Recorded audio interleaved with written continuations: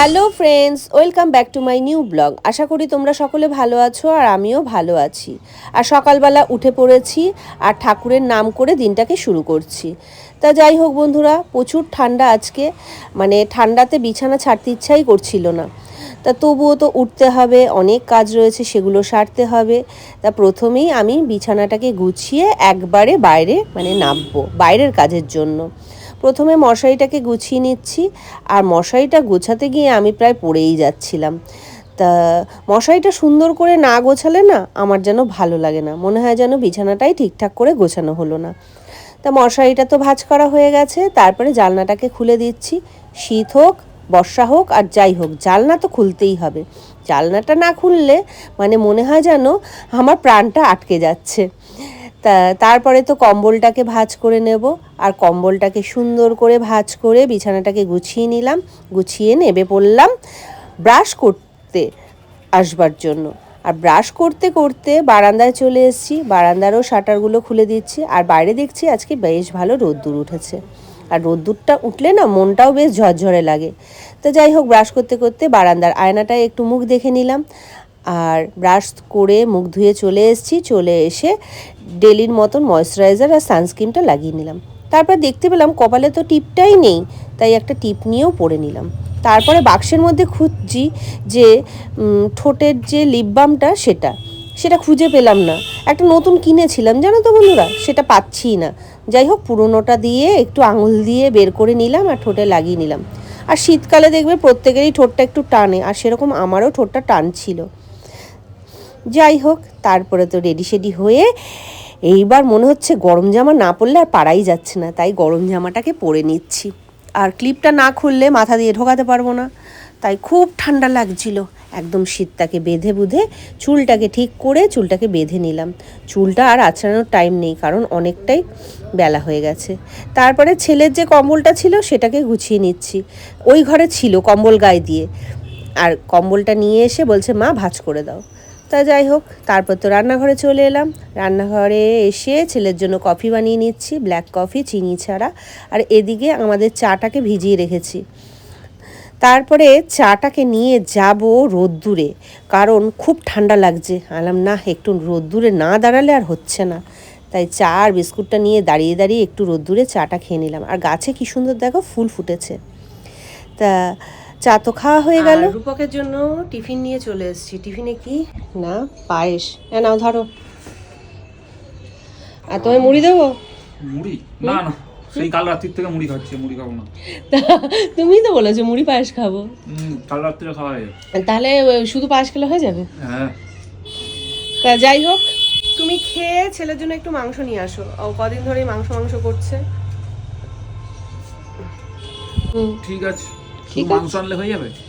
হ্যাঁ, আপাতত মাংস আনলেই হয়ে যাবে। পায়েসটা কেমন হয়েছে বলো? বাসি পায়েস খেতে বেশি ভালো লাগে বলো? আজকে আরো অসাধারণ। জানি তো, পিঠে পায়েস এগুলো যত ঠান্ডা হবে বাসি হবে তত খেতে ভালো লাগে। খাওয়া দাওয়া করে আবার রেডি হতে বসে গিয়েছি। অনেক দিন বাইরে বেরোনো হয় না, তাই আজকে একটু বাইরে বেরোবো। বুঝেছি, আজকে যে সানডে ইজ ফান্ডে। ফুচকা খাওয়াতে হবে কিন্তু। না কেন? তাহলে আর যাচ্ছি না, তাও তুমি একাই যাও। আমি যাচ্ছি না, সরি। ঢং না করে তাড়াতাড়ি করো। না, আমার হয়ে গেছে। আমার তাড়াতাড়ি রেডি হবে। সব এত কিছু কি সব নিয়ে বসেছো? আরে দেখ, আমার এত কিছু নিয়ে বসতেই তো হয়। আমি জানো না, আমার একটু সমস্যা আছে সাজুগুজু নিয়ে। তা যদি ফুচকা না খাও আমি যাচ্ছি না। ঠিক আছে, আগে চলো না। রবিবার করে ফুচকালা বসে না, ওনারও তো ছুটির দরকার হয়। উনি রবিবার করে বেশি বসে। আমি তো বেরিয়ে পড়েছি, আর রূপক তালা দিয়ে আসছে। তা বাইরেটা এখনো রোদ্দুর আছে, বেশ সুন্দর। আর রূপকও এসে গেছে। ঠান্ডা লাগছে। বাড়ি থেকে তো বেরিয়ে পড়লাম, আর বাইকে যখন উঠে বাইকে চড়ছি মনে হচ্ছে যেন আমি কাশ্মীরে প্রবেশ করছি বন্ধুরা। এত ঠান্ডা, আর ঠান্ডা হাওয়ার সাথে মনে হচ্ছে আমি জমেই যাব। তা আমি সেই কারণে মাথায় চাপা দিয়ে নিয়েছি, মাথায় আর কানে। কিন্তু রূপকের দুঃসাহস দেখো বন্ধুরা, ওরে বাবা, এত ঠান্ডার মধ্যেও কানে মাথায় কিছু চাপা দেয়নি। স্টাইল দেখাতে হবে যে বাবুর। আমি বললাম মাথায় কিছু দাও, বলছে না আমার ঠান্ডা লাগছে না। আনলাম তাই? এত হাওয়াতেও তোমার ঠান্ডা লাগছে না? তারপরে ফাঁকা একটা মাঠ দেখে চলে এলাম, আর চলে এসে আমরা নেমে পড়লাম মাঠে। বাড়ি থেকে বেশ অনেকটা দূরে চলে এসেছি একটা ফাঁকা জায়গায়। আর এই জায়গাটা এর আগেও অনেকবার এসেছিলাম, অ্যানিভার্সারির দিনেও এসেছিলাম। আমার খুব ভালো লাগে এই জায়গাটা। দেখো কত সুন্দর পরিবেশ, শুধু মাঠ আর মাঠ। আর অনেকে রোদ্দুর পোয়াচ্ছে, ঘুড়ি ওড়াচ্ছে, গল্প গুজব করছে, আর গরুও চড়ে এখানে। আর এইখানে এই দেখো, এই যে কাঁটাগুলো, এগুলো আগড়া কাঁটা বলে। এগুলো নিয়ে না ছোটবেলায় খুব খেলতাম, চুলে আটকে দিতাম, চুলে আটকে দিতাম। রূপাকে চুলে আটকে দিয়েছি। দেখো বন্ধুরা, মানে বাচ্চা হয়ে গেছে নাকি? এই একটা, এই দেখো, এই দেখো আটকে যায়। এগুলো কাঁটা এক ধরনের। এগুলো আমরাও করতাম এক সময়। তাই তোমরাও করতে? আমরা ব্যাগে করে স্কুলে নিয়ে যেতাম, স্কুলে গিয়েও আমরা এগুলো বদমাইশি করতাম। খুব সুন্দর। চলো একটু এদিকটা ঘুরে দেখা যাক। এর আগে আবার যখন এসেছিলাম না, প্রচুর থানকুনি পাতা ছিল। থানকুনি পাতাগুলো দেখছি না। আমি তো একবার থানকুনি পাতা তুলেও নিয়ে গেছিলাম এখান থেকে। এদিকে দেখো সুস্মিতা, বাচ্চা বাচ্চা গরুগুলোর পিছনে ছুটেছে। কি বলবে? ভালো লাগে দেখতে, তাও মতোই ভালো লাগছে। শোনা শোনা, এখানে তো অনেকটা সময় কাটালাম, মানে খুব দেখতেই পাচ্ছ, খুব সুন্দর ফাঁকা জায়গা। এতক্ষণ বেশ ভালো রোদ্দুর ছিল। এখন সূর্য প্রায় অস্ত যায়। তা সুস্মিতা তো বাড়ি যাওয়ার জন্যই ব্যস্ত হয়ে গেছে, আগে থেকেই এগিয়ে যাচ্ছে। আর এদিকে বন্ধুরা একটা কীরকম একটা ভুতুড়ে বাড়ি টাইপের। তা সুস্মিতাকে গিয়ে বললাম যে চলো দেখে আসি, এখানে বাড়িটায় মানে ভূত ঠুত হয়তো থাকতে পারে। সুস্মিতা বলছে ইচ্ছা নেই, আমার কোনো রকম ইচ্ছা নেই, ভয় পাচ্ছে। তা আমি বললাম যে আমি গিয়ে একটুখানি দেখে আসি। না কোনো দরকার নেই, না যাবে না, না যাবে না, যাবে না। আমি গিয়ে দেখে আসবো যে কি ব্যাপার। এতদিন ধরে একটা এরকম পুরো বাড়ি, ভাঙা বাড়ি। তুমি যাও, আমি তো এই জায়গাটা একটু দেখবো কি ব্যাপার, এখানে কি বৃত্তান্ত। দেখো বন্ধুরা, আগে তো মনে হয় এখানে লোকজন থাকতো, রুম রয়েছে, বাবা একটা নিম গাছ রয়েছে এখানে।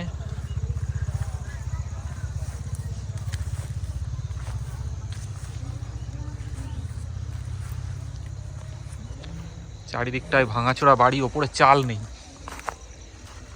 উপরে চাল নেই।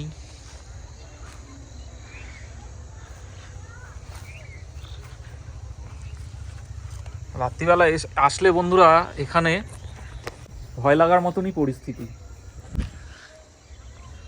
দেখো এই একটা ঘর ছোট,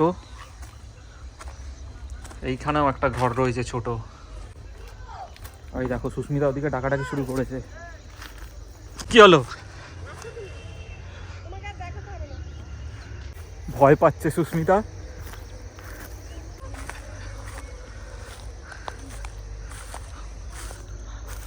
ভয় পাওয়ার মতনই বাড়িটা, বেশি তোমাকে অ্যাডভেঞ্চার করতে হবে না। চলো চলো বন্ধুরা, এবার যাওয়া যাক বাড়ির দিকে। ও সুস্মিতাকে আবার ফুচকা খাওয়াতে হবে। আর এই জায়গাটা মানে স্পেশালি আমার ভালো লাগে আসতে। ফাঁকা জায়গা তো ঠিক আছে, আর চারিদিকে শুধু গোমাতা আর গোমাতা। কত গোমাতা দেখো, 1টা 2টে 3টে 4টে 5টা 6টা 7টা 8টা 9টা 10টা 11টা 12টা 13টা, মানে 13টা, আমি 14টা আমি আপাতত দেখতে পাচ্ছি। 14টা গোমাতা। ওদিকেও হয়তো থাকলেও থাকতে পারে, মানে এখানে শুধু ঘাস খাওয়ার জন্য আসে। আর ফাঁকা জায়গা, রোদ্দুরটাও থাকে সারাদিন এখানে। আর ওইদিকে দেখো কয়েকটা বাড়িও রয়েছে, ওইদিকে বাচ্চাগুলো ঘুড়ি ওড়াচ্ছে, ফুটবল খেলছে। ওদিকে মানে সবাই থাকে মনে হয়। তা চলো এবার ফেরা যাক। আর এদিকটা দেখো শুধু উলুবনই তো মানে। হ্যাঁ। আর বর্ষার সময় বোধহয় এই জায়গাটা জল হয়ে যায়, যার জন্য দেখো কচুরিপানা এখনো মনে হয় অল্প স্বল্প জল আছে, যার জন্য কচুরিপানাগুলো দেখো টাটকা রয়েছে। তা এবার ফিরবো, কারণ অলরেডি ঠান্ডা লাগছে আর সূর্য প্রায় অস্ত যায়। আর এখানে থেকে কাজ নেই। কয়েকটা রিলস বানানোর জন্য আমি এখানটা এসেছিলাম, আমার হয়ে গেছে রিলস বানানো। তবে বেরোবে তো। চলো। বাড়ি ফেরার জন্য আবার বাইকে উঠে পড়লাম আর চাদরটাকে এবার আরও ভালো করে পেঁচিয়ে নিলাম। এখনও রূপকের মাথায় কিছু চাপা দেয়নি, মানে খুব সাহস লোকটার।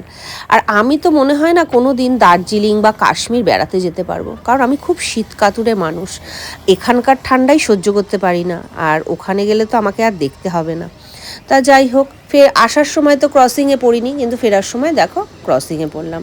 ট্রেনটা না গেলে আমরা তো বেরোতে পারবো না। আর ফেরার পথে মনে হলো এক কাপ গরম গরম চা খাবো ঠান্ডায়, তা সেই জন্য রাস্তায় দাঁড়িয়ে পড়লাম। আর ওপারেই দেখো একটা চায়ের দোকান, তো আমরা ওখানে যাব, এক কাপ করে চা খাবো, তারপরে বাড়ি ফিরবো। আর সুস্মিতা আগে থেকেই পা বাড়িয়ে রয়েছে রাস্তা পার হওয়ার জন্য। কি করবো, দাঁড়িয়ে থাকবো? চলো।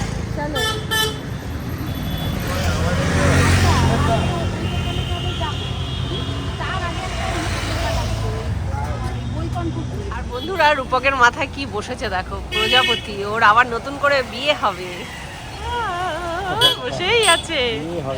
এই দেখো, ছোট না বড়? ছোট প্রজাপতি না, প্রজাপতি। আর আমরা চলে এসেছি একটা চপের দোকানে, ছেলের জন্য। তারপর চলে এলাম ফুচকার দোকানে। আর ফুচকার দোকানে এসে শুকনা ফুচকাগুলোই খাচ্ছি, কারণ আমার তো টক জল খাওয়া বারণ। আর সাথে একটা চুরমুর নিয়ে নিলাম, আর চুরমুর নিয়ে ছেলের জন্য চুরমুর নিয়ে বাড়ি এলাম। বাড়ি তো ফিরে এসেছিলাম, তো আবার যাচ্ছি কিছু কেনাকাটা করতে। তা আমি সুস্মিতাকে বললাম ঠান্ডার মধ্যে তোমায় বেরোতে হবে না।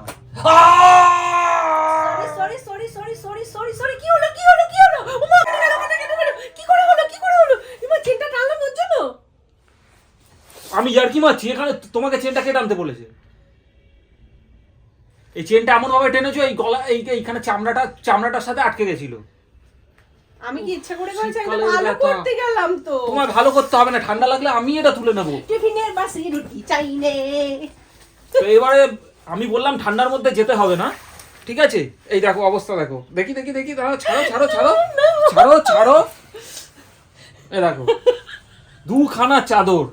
কে দেখতে আসছে? তো বন্ধুদের দেখালে কেন, কেউ বুঝতেই পারতো না। তবু ঠান্ডার মধ্যে বেরোতেই হবে। রবিবার বাইকে যাব, খুব হাওয়া লাগবে মাথায়। চলো, রাত্রি করা যাবে না। বাজে লোক, পচা লোক। চলো। বাড়ি থেকে বেরিয়ে পড়ে সোজা চলে এলাম মিষ্টির দোকানে, যেখান থেকে আমরা বরাবর মিষ্টি নিয়ে থাকি। মিষ্টি তো নিতে হবে, তার সাথে পনিরটাও নিতে হবে, কারণ কালকে যে সোমবার, আর তার সাথে মকর সংক্রান্তি, এই দুটো দিনই নিরামিষ আমাকে খেতেই হয়। দুটো দিন যেহেতু একসাথে পড়েছে, তাই নো টেনশন। তার ছেলে পনির খেতে খুব ভালোবাসে, তাই রূপক দাঁড়িয়ে আছে পনির নেওয়ার জন্য, আর সাথে ঠাকুরের মিষ্টিটাও নেওয়ার জন্য। আর আমি বললাম ঠাকুরের ফুলটা না ফুরিয়ে গেছে, একদম ফুল নেই। তা সেই কারণে উল্টো দিকেই একটা ফুলের দোকান ছিল, সেইখান থেকে ফুলটা নিয়ে নিলাম। আর নিয়ে আমি তো পার হতেই পারছি না, একের পর এক গাড়ি। তা যাই হোক, আমাকে দেখতে লাগছে পুরো জাম্বুয়ানের মতন। মনে হচ্ছে 4-5টা কম্বল লাগবে আজকে। বাইরে প্রচুর ঠান্ডা। আর রাত্রে তো আমি ঘুরে বেশ মজা পেয়েছি। 2টো চাদর গায়ে দিয়ে গেছিলাম, তারপরে এই গরম সোয়েটারটা, খুব ঠান্ডা লাগছিল। কি আর করা যাবে, এখন তো আমার মনে হচ্ছে না, কি বলবো, খাবার দাবার খাই, কিছুই ভালো লাগছে না। কিন্তু তবুও তো খাবার দিতে হবে, খেতে হবে। তা যাই হোক বন্ধুরা, আজকের ব্লগটা এখানে শেষ করছি। দেখা হচ্ছে কালকে নেক্সট ব্লগে। আজকের ব্লগটা তোমাদের যদি ভালো লেগে থাকে, একটা লাইক, কমেন্ট, শেয়ার করে দিয়ে যেও। টাটা, শুভরাত্রি।